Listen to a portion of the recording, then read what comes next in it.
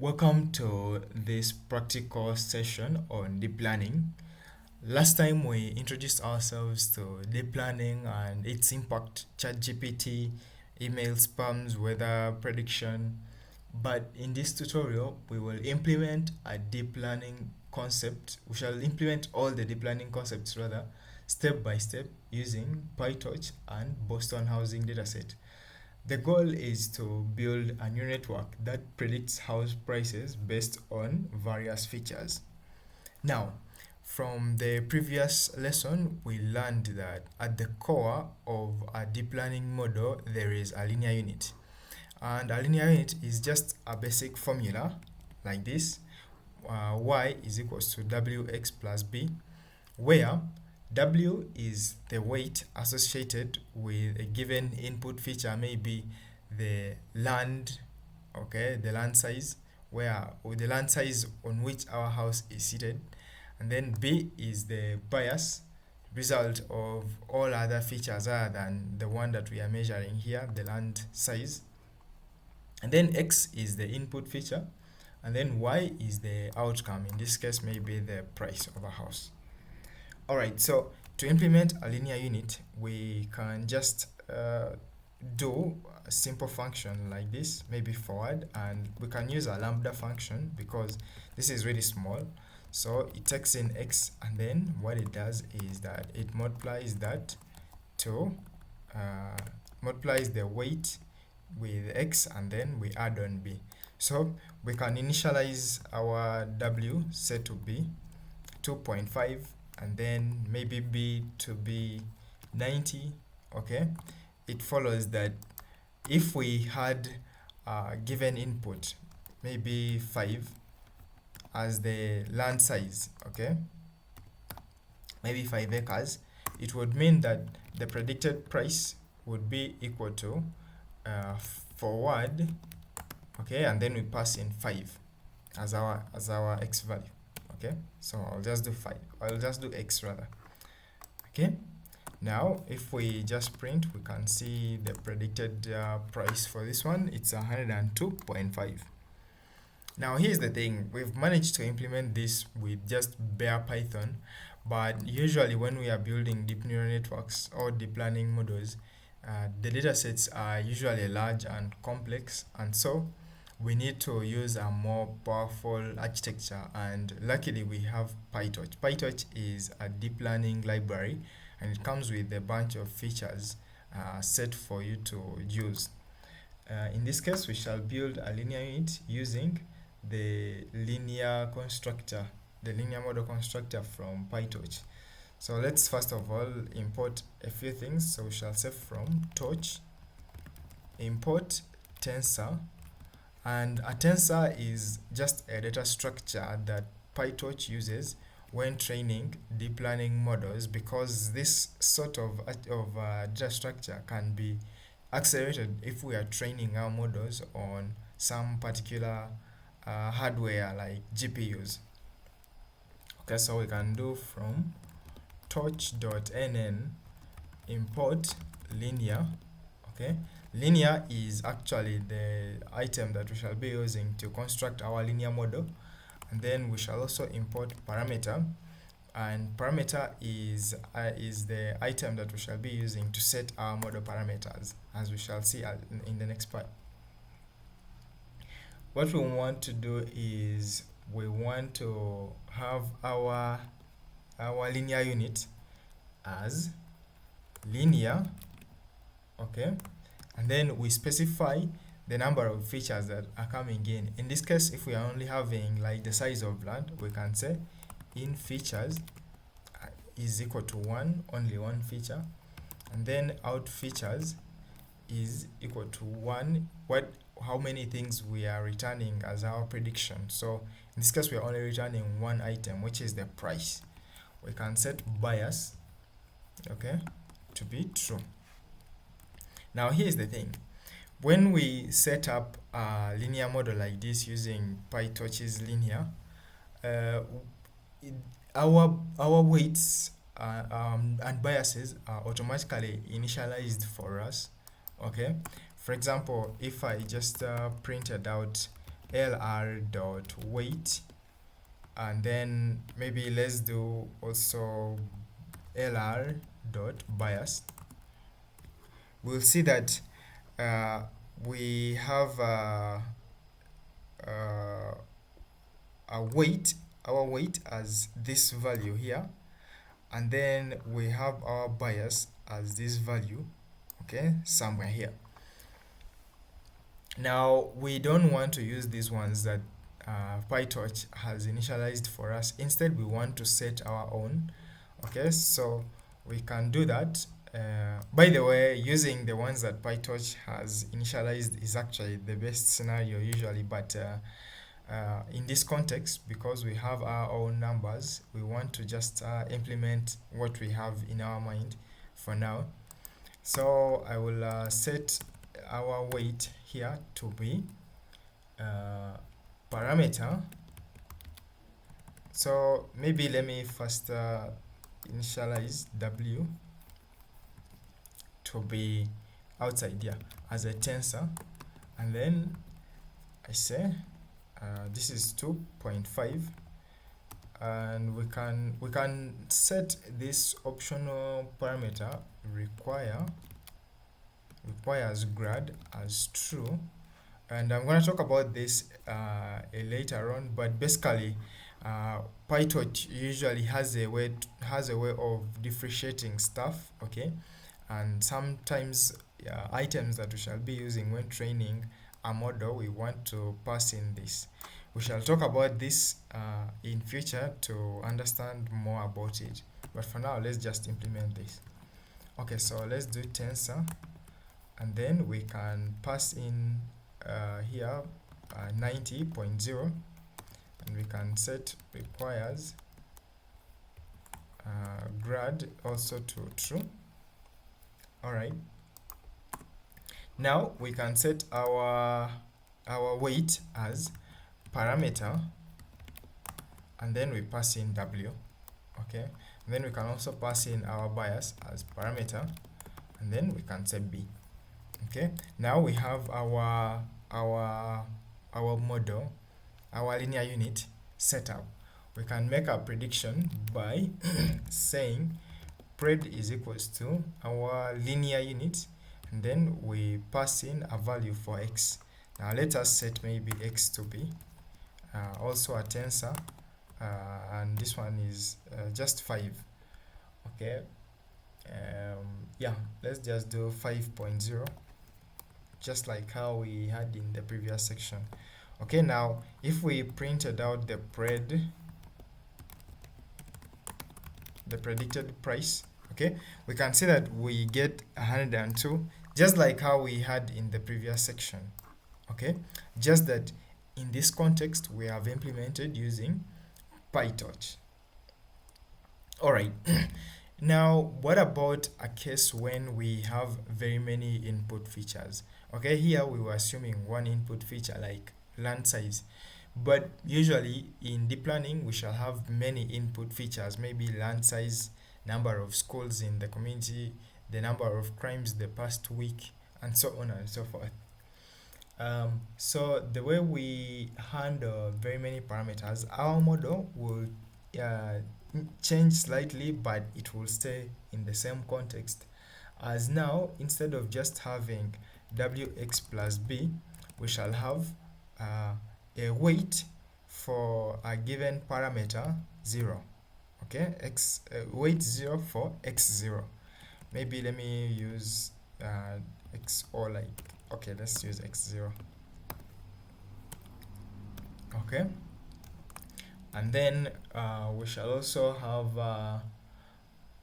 w1, which is the weight for x1, the other feature, maybe number of schools in the community. And then we can have the weight 2 for the other feature x2, which is maybe number of crimes the past month. And then as usual we also have our b, which is a result of all other factors that we haven't considered. Okay, now here is the thing. The way we can set up is now our input feature x will be tensor, and we can have a value for each of the x's. So we can have 1.0 for maybe the land size, and then we can have 2.0 maybe for the number of schools, and then we can have 3.0 say for the number of crimes. Okay, and then we can set up our linear unit as LR, which is linear. Okay, and then we pass in, now that we are having three input features, we shall do in features as 3. Okay, and then out features will stay 1, because we are, at the end of the day, we want to just get the price. Okay, and then we can set bias to be true, and finally we can be now able to make a prediction. So we can get our prediction as LR, and then we pass in X. Okay, and then print out the prediction. Okay, we get this. Now, how is this one being gotten? Let's first get the weights in the model, and then we learn this something strange that is happening mean behind. Okay, it's not strange actually, it's pretty straightforward. If we get the model parameters by doing lr.stateDict, we shall see that we have 0.462 as the weight for this first feature, 1, then 0.142 as the weight for the other one, and the other last one is the weight for the other last feature. If you got 1 times this 0.462 minus this bias, you'll make sure that you get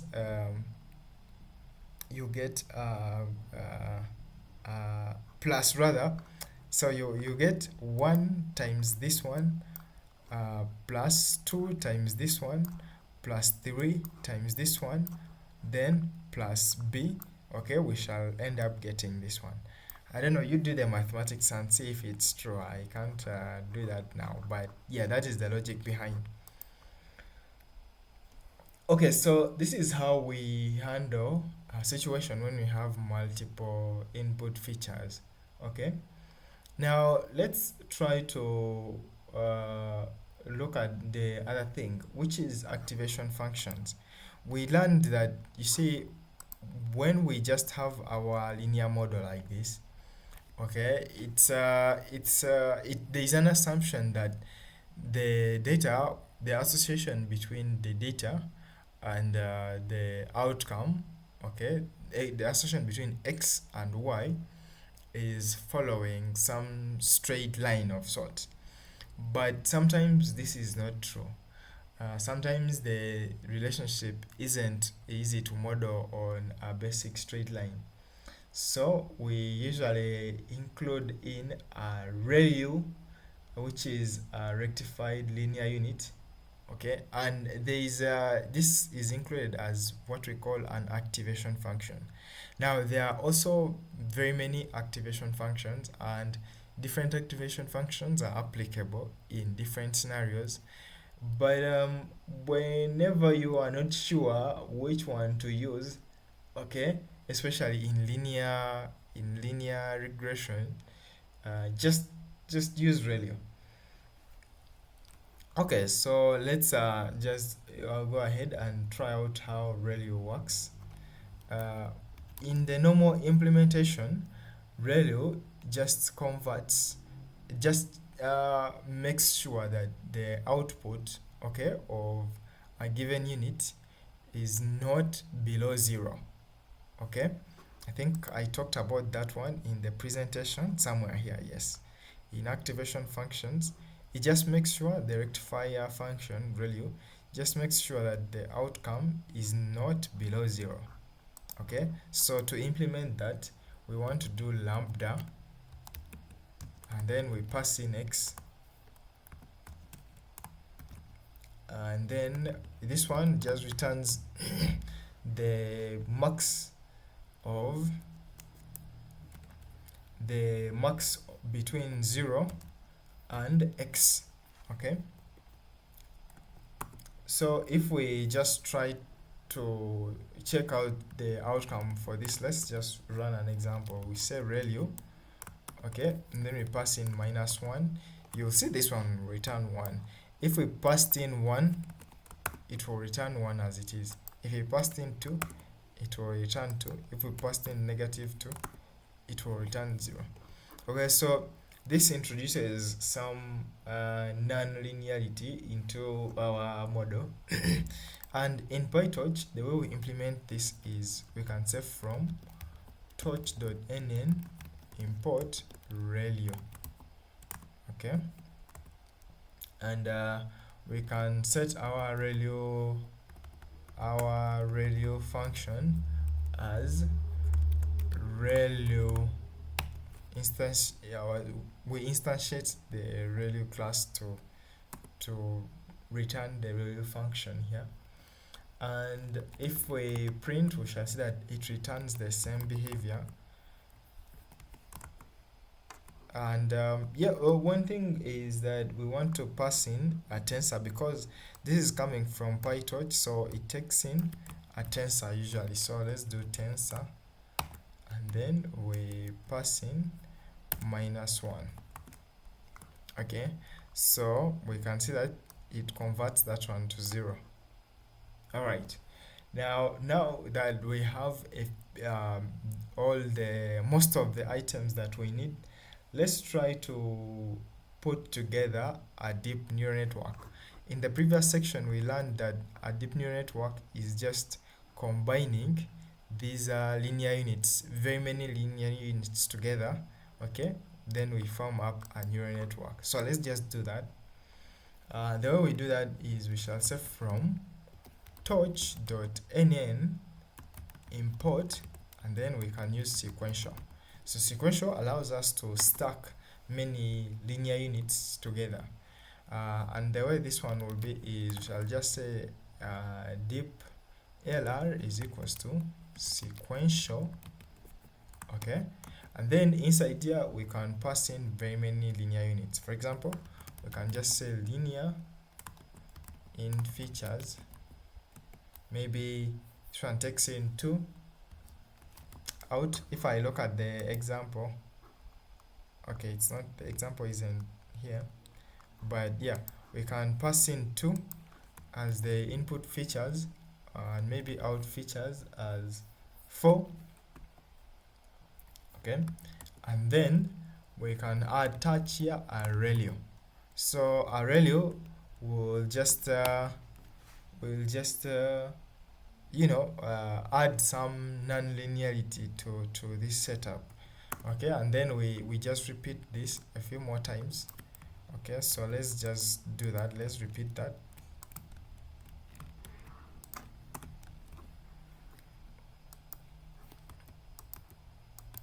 Now what happens is that the number of features of one layer, okay, the